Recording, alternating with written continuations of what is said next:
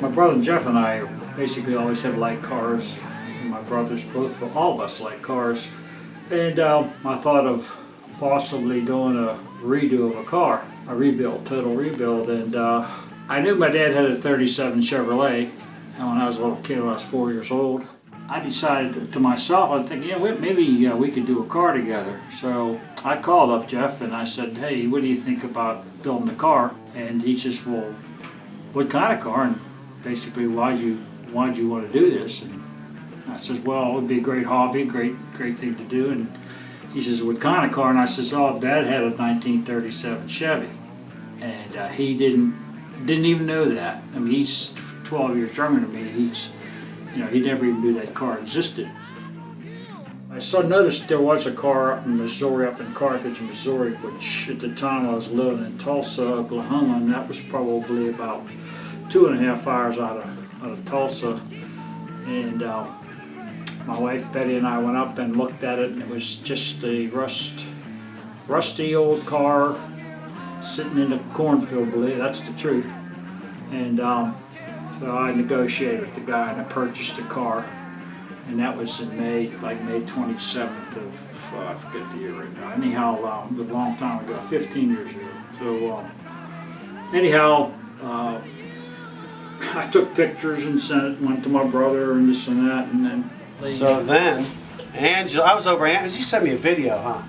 Yeah. Yeah, he sent it to Angela's house, his son-in-law. He goes, here, have a beer. I said, well, I want to see the tape. He said, no, have a beer. So I had a beer. He goes, have a couple more. I'm like, can we watch the thing? He goes, no, you're going to need a lot of beer. I said, okay. So we sat down, him and I, by ourselves at his house in Monroe. Put the tape on. I went, oh my God, get the case of beer. So then we watched it. Couldn't believe the condition of the car, which you'll see, of course.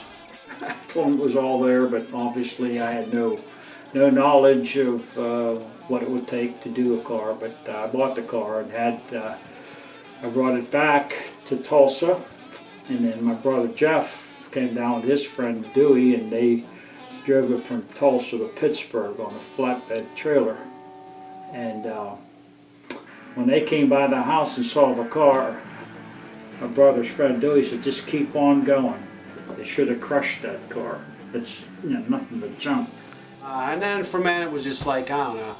I was all pumped up, couldn't wait to get it home, and it was a hell of an experience. When I pulled it up, my oldest son was going to school, and when we drove all night, got it home in the morning, he was going to school, walked out and said, you should have left it where it was. I'm like, oh, he burst my bubble right there, The guy who I just met that day, who I bought the engine off of, the block, and then had it rebuilt, but he rolled up and goes, what the hell is that? I said, what do you mean? He goes, what is it? Because, the picture, no one knew it. I said, 37 Chevy. He goes, man, you got a project ahead of you. We became such good friends. He lived up the street. He passed away a few years back. And he's a very good guy. And he goes, because I seen him after that at a car cruise. I had my wagon out. Remember the Falcon wagon? Yeah. I had that out. And I seen him, he goes, what are you going to do with that? I said, I was going to do it original. He goes, I got a 350 engine block up the house. I sell it to you for $100. I said, I'll be there tomorrow. So I called him up and said, we ain't doing this original, we're making a hot rod. So that was the turnaround. So anyhow, long story short, Jeff got it back home and tore the car completely apart. Body, everything off that car on the frame. Well, first of all, he had it blasted. I should not jump this stuff there, but he had it completely bead blasted inside and out. He and one of his other friends did it, and whatever was left, that's what we had to start with. It was all bare sheet metal, and from that point on, that's when the project really got started up. So you want to take a ride? Oh, anytime you're ready. How about right now? Let's go. What do you think?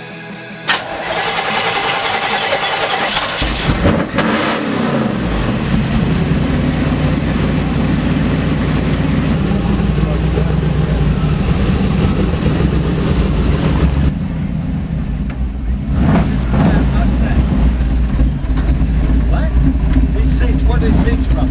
1937 Chevy.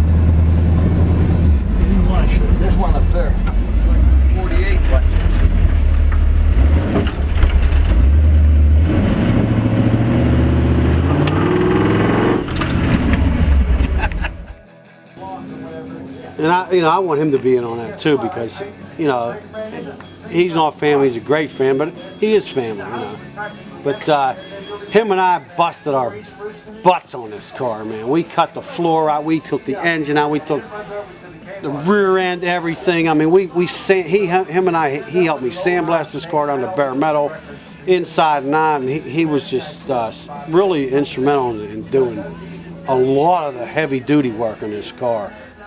And you know what? He moved to Greensburg. I ain't talked to him in a while, but the thing is, he ain't seen it done. And that's what's, this summer he will though. The engine's worth so much money. It's just, there's too many things in this car that cost a lot. Fenders, we went through so many fenders to get the right ones that weren't all rusted and banged up. Like, these don't have any patches on them. These are really a nice quality fender that it took years to find them, but we found them. They had a couple dings in them, but there's no rot, there's no patches welded in them or anything. And the running boards, they're aftermarket running boards. They're called smoothies, but I can't just single out one piece. I could walk around a car and tell you what costs each what. thing. Oh yeah, I could. Yeah. Well, what was the most expensive was the floor. From the firewall all the way through the trunk and all that was like $2,500. There's so much. The radiator. Because it's equipped to be for air conditioning. That was $650. All this stuff just kept adding up and adding up. Rear end was free. How clean, it's all new, and the car's brand new, actually. Yeah. When you think about it, it's a 37 Chevy, but it's new. It's brand new, yeah. Because everything's freaking new in it. Yeah. Well, not every little piece, but most of it is.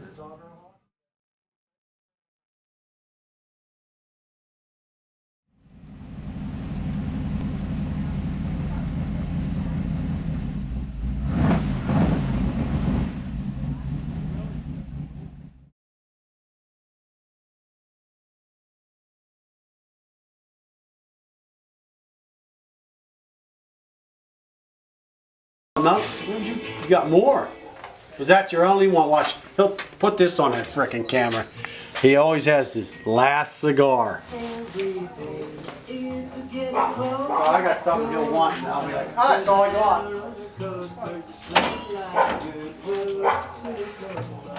You know how difficult, take this off the record, you know how difficult it was to work with him for 15 years? Meanwhile, he lived in Oklahoma most of the fucking time. I hide from him. When he brought it home, I said to him, what are you going to do with that rust bucket? Because that's all it was, a piece of rust. It was terrible. I'm too young. I'm 5 pounds. Ain't happening. Did they offer you anything to drink? There's beer pop, water. I'm okay. I'm alright for now. Maybe in a few minutes. Water In a few minutes? What's A little bit. Yeah, one. Just like your old man. I'm just trying to get that as ain't much. a damn good thing. That's a good A thing. little bit of it is. You've known him since he was born. Yes, I did. I texted him on his birthday. Happy birthday. He texted me back. Hope you all have a great day. I'm like, it's your birthday? You know how Rob is. Rob's alright. You gotta love that guy. Oh yeah. He's and your mother's a saint for putting up with his ass. Oh yeah.